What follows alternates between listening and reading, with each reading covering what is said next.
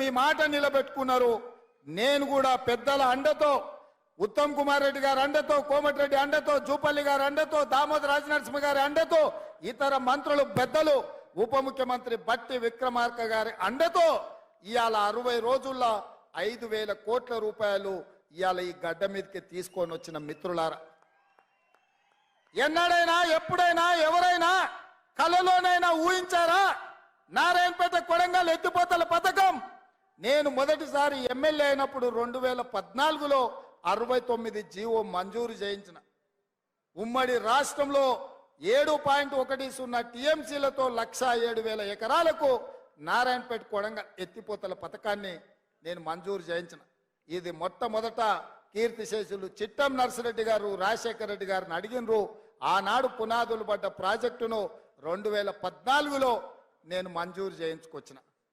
ఉమ్మడి రాష్ట్రంలో తెలంగాణ ప్రాజెక్టులు, పాలమూరు ప్రాజెక్టులు ఆగిపోయినాయంటే అన్యాయం జరిగిందంటే అర్థం ఉంది. కానీ తెలంగాణ రాష్ట్రం వచ్చిన తర్వాత వచ్చిన రాష్ట్రంలో నిన్ను ఎంపీగా గెలిపించిన ప్రాంతానికి మంజూరైన నారాయణపేట కొడంగల్ ఎత్తిపోతల పథకం 10 ఏళ్లు పడావు పడ్డదంటే దీనికి దుర్మార్గం టిఆర్ఎస్ నాయకులు కాదా అని నేను అడుగుతున్నా. ఇవాళ టిఆర్ఎస్ ఒక కథ అయితే ఇక బీజేపీ వాళ్ళది ఇంకో కథ. సన్నాయుడెంబడి కొమ్మోడెంబడి సన్నాయుడు పడ్డట్టు బీజేపీ బీఆర్ఎస్ ఒక్కడై కూర్చున్నారు. ఇవాళ సీకట్లో ఒప్పందం, పొదటిపూట ఈయనతో మాట్లాడతారు, రాత్రిపూట వాళ్ళతో మాట్లాడుకుంటారు.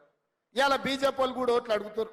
నరేంద్ర మోడీ పాలమూరు జిల్లాకు వచ్చి వారు మాట ఇచ్చిండ్రు 2014లోనే పాలమూరు రంగారెడ్డి ఎత్తిపోతల పథకాన్ని జాతీయ ప్రాజెక్టు చేస్తా, నా బాధ్యత అని మహబూబ్ నగర్ గడ్డ మీద నరేంద్ర మోడీ గారు మాట్లాడిండ్రు. నేను ఇవాళ అడుగుతున్నా భారతీయ జనతా పార్టీ నాయకులను, కిషన్ రెడ్డిని, డికే అరుణ గారిని, జితేందర్ రెడ్డిని, ఈరోజు శాసనసభ్యులను అడుగుతున్నా. 2014లో మహబూబ్ నగర్ జిల్లా హెడ్ క్వార్టర్లో పాలమూరు రంగారెడ్డి ఎత్తిపోతల పథకాన్ని జాతీయ ప్రాజెక్టుగా ఇస్తా అని మాటిచ్చిన నరేంద్ర మోడీ 10 ఏళ్ళైనా పాలమూరు ప్రాజెక్టును ఎందుకు పట్టించుకోలే? ఇప్పటికైనా మీ ప్రభుత్వం 10 ఏళ్ళు అధికారంలో ఉంది, మీ కిషన్ రెడ్డి కేంద్ర మంత్రిగా ఉన్నాడు. మా పాలమూరు రంగారెడ్డి ఎత్తిపోతల పథకానికి జాతీయ ప్రాజెక్టు ఎందుకు ఇవ్వలేదని నేను అడుగుతున్నా.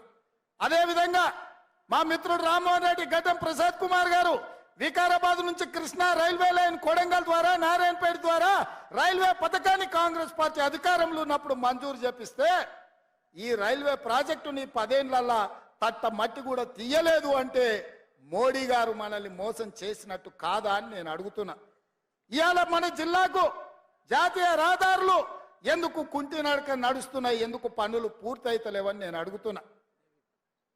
అదేవిధంగా పూడూరులో ఉన్న నేవీ దాన్ని 10 ఏళ్లు పక్కన పెడితే నేను వచ్చి మొన్న నేవీ ప్రాజెక్టుకు భూములు కేటాయించి ఆ పనులు ప్రారంభించే విధంగా నేను చర్యలు చేపట్టిన.